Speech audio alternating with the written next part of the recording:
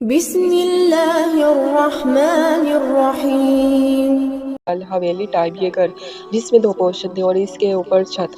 دونوں پورشن میں تقریباً 5 کمرے تھے۔ گھر کے آگے بڑا سا لان جو کہ ہریالی اور درختوں سے بھرپور تھا اور کافی خوبصورت لگتا تھا، لیکن رات کے وقت یہ بہت خوف دلاتا تھا۔ اور اتنے بڑے گھر میں رہنے والا کون؟ صرف میری ساس اور شوہر اور اب تیسرا فرد میں۔ اس گھر کو میں نے جنات کا مسکن اس لیے کہا کہ سناٹا یہاں دن کے وقت بھی رات جیسا ہوتا تھا۔ میں سمجھ نہیں پا رہی تھی، بہت کچھ عجیب ہونا شروع ہو گیا تھا۔ یہ ایک دوپہر کی بات ہے جب میں کچن میں موجود کھانا پکا رہی تھی۔ اس دن میں نے سوچا کہ آلو کے پراٹھے بنا لیے جائیں اور میں وہی بنانے میں مصروف تھی جب کسی کی آہٹ کی آواز پہ میں نے پیچھے مڑ کر دیکھا۔ توقع کے مطابق میری ساس تھی۔ جی امی، کچھ کام ہے آپ کو؟ میں نے پوچھا تو کہنے لگی مجھے تو گوشت پکا دو، میں نہیں کھاؤں گی یہ۔ میں نے کہا جی امی پکا دیتی ہوں۔ وہ کچن سے چلی گئی۔ ایک دم مجھے خیال آیا کہ انہیں کیسے پتا کہ میں اس وقت گوشت نہیں پکا رہی، سبزی بنا رہی ہوں، کیونکہ میں نے انہیں بتایا ہی نہیں تھا۔ میری ساس پکانے کے معاملے میں نہ پوچھتی تھی نہ بولتی تھی، جو پکا لوں کھا لیتی تھی۔ خیر، انسان ہے، گوشت کا دل چاہ رہا ہوگا۔ میں نے اپنے دل میں آتے وہم کو جھٹکا اور فریج سے گوشت نکال لیا۔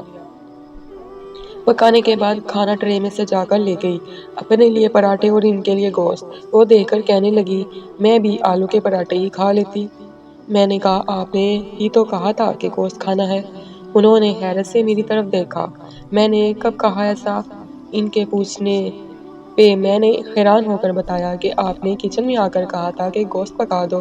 وہ مسکرانے لگی اور بولی یہ گوشت کی پلیٹ اوپری منزل کی سیڑھیوں میں رکھاؤ۔ میں نے سوال کرنا چاہا تو انہوں نے منہ پہ انگلی رکھ کر خاموش کرا دیا۔ میں سمجھ چکی تھی معاملہ کچھ اور ہے، چنانچہ چپ چاپ پلیٹ اوپر والی سیڑھی پہ رکھائی اور حیرت کی انتہا نہ رہی اس وقت جب یہ پلیٹ شام کو مجھے خالی ملی۔ اوپر تو کوئی رہتا نہیں ہے، کھانا کس نے کھایا؟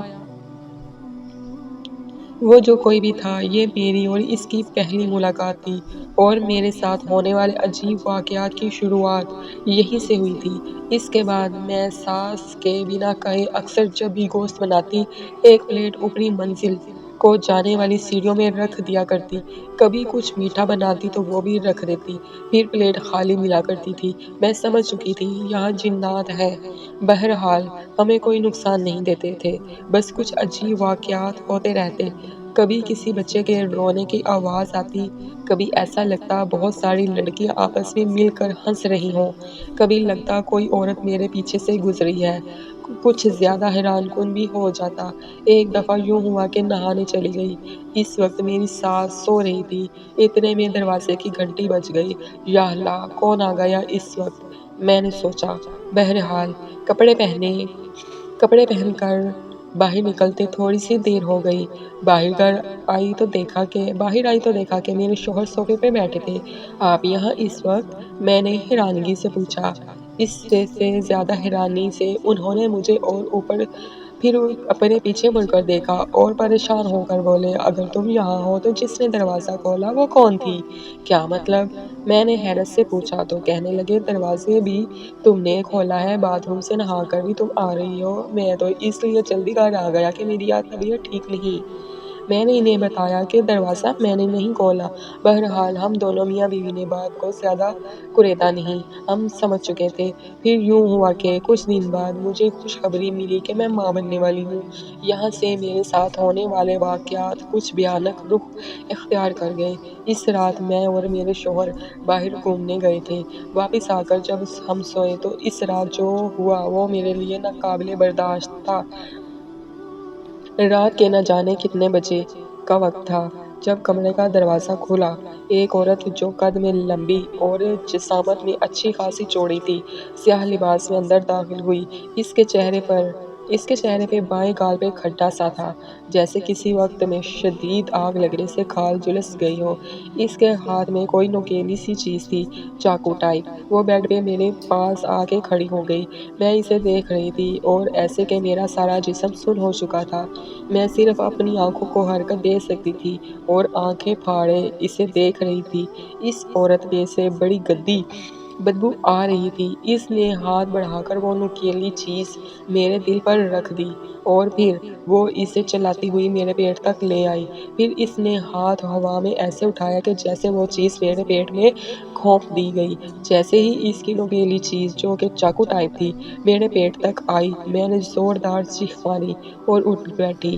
میں پسینے میں شرابور ہو رہی تھی۔ میری آنکھ اپنی ہی چیخ سے کھل گئی تھی۔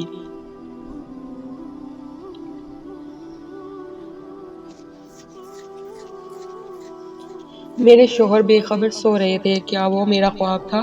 میں نے سوچا، مگر نہیں، کیونکہ کمرے کا آدھا کھلا دروازہ، جو کہ میں رات کو لاک کر کے سوئی تھی، اور کمرے میں پھیلی شدید ناگوار بو اس بات کی گواہی دے رہی تھی کہ جو کچھ ہوا وہ محض خواب نہیں تھا۔ جیسے تیسے رات گزری۔ صبح رات والے واقعے کا ذکر شوہر سے کیا تو وہ بھی کچھ پریشان ہو گئے۔ کہنے لگے کہ یہ بات تم امی کو بتا دو۔ دوپہر کو جب میں کھانا لے کر ساس کے پاس بیٹھی تو میں نے انہیں ساری بات بتائی۔ میری ساس نے کہا کہ رات کو میرے پاس آنا، میں دیکھتی ہوں کہ کیا مسئلہ ہے۔ اتنا تو میں جانتی ہوں کہ اس گھر میں رہنے والے جنات کا قبیلہ ایک عرصے سے اس گھر میں رہ رہا ہے اور وہ نقصان پہنچانے والا نہیں۔ یہ میرے لیے نیا انکشاف تھا کہ میری ساس کچھ نہ کچھ عملیات کا علم جانتی تھی۔ خیر، میں نے جیسے تیسے دن گزارا۔ رات کو اپنی ساس کے پاس گئی تو وہ پوچھنے لگی کہ تم کل رات کہاں گئی تھی؟ میں نے کہا کہ ہم ریسٹورنٹ گئے تھے اور وہاں سے واپسی پہ ایک فیملی پارک میں چلے گئے تھے۔ کہنے لگی کہ اس فیملی پارک سے ایک خبیث عورت تمہارے پیچھے لگ کر اس گھر میں آ گئی ہے اور اسے تم سے نہیں، تمہارے بچے سے غرض ہے۔ وہ اسے مار کے لے جانا چاہتی ہے۔ یہ سب سن کر میں رونے کو آ گئی۔ وہ کہنے لگی، پریشان نہ ہو، جب تک میں ہوں تمہیں کچھ نہیں ہوگا۔ انہوں نے کچھ پڑھائی کر کے میرے اوپر پھونک دی اور کہا کہ ہر وقت اپنے گرد قرآنی آیات کا ورد کر کے حصار باندھ کے رکھا کرو جب تک یہ بچہ اس دنیا میں نہیں آ جاتا۔ اس کے بعد بھی کوئی بندوبست کر لیں گے۔ میں ہر وقت آیات کا ورد رکھنے لگی۔ یہ تقریباً اس وقت کی بات ہے جب مجھے 8واں مہینہ لگ چکا تھا۔ میں اپنے کمرے سے نکل کر کچن کی طرف جا رہی تھی جب مجھے کسی نے زور سے پیچھے سے دھکا دیا۔ میری بلند ہوتی ہوئی چیخ اس وقت میرے حلق میں رہ گئی جب میں گرنے کے بجائے آدھی فضا میں ہی معلق رہ گئی۔ کسی دو ہاتھوں نے مجھے تھاما ہوا تھا اور گرنے سے بچا لیا تھا۔ میں وہیں بیٹھ گئی۔ میرے دل کی دھڑکن بے قابو ہو رہی تھی۔ میں گہرے گہرے سانس لینے لگی جب پیچھے سے کسی نے میرے سر پر ہاتھ رکھا۔ میں نے مڑ کر دیکھنا چاہا مگر میری گردن نہ ہلی۔ بس آواز آئی، فکر نہ کرو بیٹی، ہم تمہاری حفاظت کریں گے۔ اس کے بعد وہ ہاتھ میرے سر سے ہٹا لیا گیا۔ میں نے ایک دم گردن موڑ کر دیکھا مگر وہاں کچھ نہیں تھا۔ ہاں، ایک خوشبو تھی جو میرے آس پاس بکھری ہوئی تھی۔ میں اکثر اپنے شوہر کو مزاح میں کہتی تھی کہ یہ گھر تو کہانیوں والا بھوت بنگلہ ہے، مگر یہ بھوت بنگلہ میری حفاظت کر رہا تھا۔ میں نے اپنے شوہر سے کہا، ہمیں یہ گھر چھوڑ دینا چاہیے۔ یہی بات میں نے اپنی ساس سے بھی کہی۔ پھر انہوں نے جو بات سمجھائی وہ میری سمجھ میں آ گئی تھی۔ انہوں نے کہا کہ بیٹا، اس گھر کے جنات تو اس عورت سے تمہاری حفاظت کر رہے ہیں۔ اگر تم یہاں سے نکلی تو اس کا مقابلہ نہ میں کر سکتی ہوں نہ تم۔ اس مخلوق کو ان لوگوں کے مقابلے پہ ہی رہنے دو۔ ایسا نہ ہو کہ یہاں سے نکل کر تم اس بچے سے ہاتھ دھو بیٹھو۔ اور اس بات نے مجھے خاموش ہونے پر مجبور کر دیا۔ 9واں مہینہ لگا تو میرے ساتھ عجیب واقعات بڑھ گئے۔ خواب میں اکثر وہ عورت دکھنے لگی۔ میں رات کو سوتی تو مجھے جھنجھوڑ کر اٹھا دیتی۔ مجھے گرانے کی کئی بار کوشش کی گئی مگر میں ہر بار بچ جاتی اور اللہ کا شکر ادا کرتی۔ آخرکار ہمارے گھر ایک ننھی سی گڑیا آ گئی۔ میری ساس نے معمول بنا لیا، رات اس پہ پڑھ پڑھ کر پھونکتی، صبح ہوتے ہی اس پر پڑھائی کرتی۔ اس طرح میری بچی بڑی ہونے لگی۔ ہم نے اس کا نام نور رکھا تھا۔ نور اکثر لیٹے لیٹے ہنسا کرتی تھی۔ میں نے دھیان نہ دیا، بچے ایسے ہنستے ہی ہیں، اور کبھی کبھار اتنا شدید روتی تھی کہ ہمیں سنبھالنا مشکل ہو جاتا تھا۔ جیسے جیسے بڑی ہوتی گئی، اکیلی کھیلتی رہتی تھی۔ ایسا لگتا تھا جیسے کوئی ہے جس کے ساتھ وہ کھیل رہی ہے۔ بولنے لگی تو توتلے الفاظ میں بتانے لگی، ماما وہ آنٹی گندی ہے۔ منہ مسوڑتے ہوئے بتاتی، کون سی آنٹی؟ میں جب پوچھتی تو کسی ایک کونے کی طرف اشارہ کر دیتی، وہ آنٹی، اور میرے دیکھنے پر مجھے کچھ نظر نہ آتا۔ کبھی کہتی کہ میرے دوست مجھے کھیلنے بلا رہے ہیں اور پھر اٹھ کر چلی جاتی۔ اور وہی جس نے مجھے دھکا دیا، تم کل آ جانا، میں تم سے ناراض ہوں، اس طرح کی بات کرتی اکیلے کھڑے ہو کر۔ میری ساس نے مجھے منع کرا ہوا تھا کہ میں نور سے کچھ نہ پوچھوں ورنہ وہ خوف زدہ ہو جائے گی۔ चाहिए। यकीनन इस घर में रहने वाले जिन्नात के बच्चे थे जो इसके साथ खेला करते थे और नूर इस बात से लाइल्म थी। नूर 4 साल की हो चुकी थी। इन दिनों मेरी सास की तबीयत बेहद ख़राब रहने लगी और फिर वही हुआ जिसका डर था। मेरी सास का इंतकाल हो गया। जाते जाते वो मुझे नसीहत कर गई थी कि इस घर को ना छोड़ना। यहाँ के जिन पहले मेरी वजह से तुम्हारी खबरगिरी रखते थे, अब इन्हें तुमसे और ख़ासकर नूर से बहुत उल्फत हो गई है। वो इसे नुकसान नहीं होने देंगे।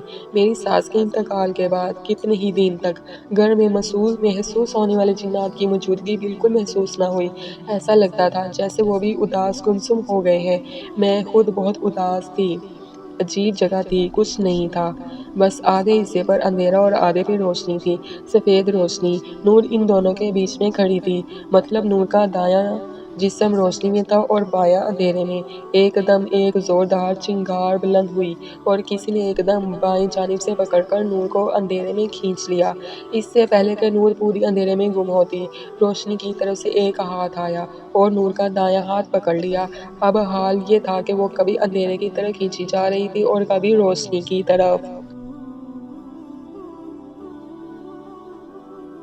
इससे पहले कि मैं नूर को पकड़ती, किसी ने इसकी टांग पकड़ के खींची और अब वो ज़मीन पर घसीटती हुई कमरे से बाहर जा रही थी। मैं नूर के पीछे भागी। वो अब सेहन में आ चुकी थी। अब हाल ये था कि नूर आगे घसीटती जा रही थी और रोती जा रही थी। फिर ऐसा लगा जैसे मैं किसी चीज़ से टकरा गई या कोई चीज़ मुझे मारी गई है। मैं धड़ाम से ज़मीन पर गिरी।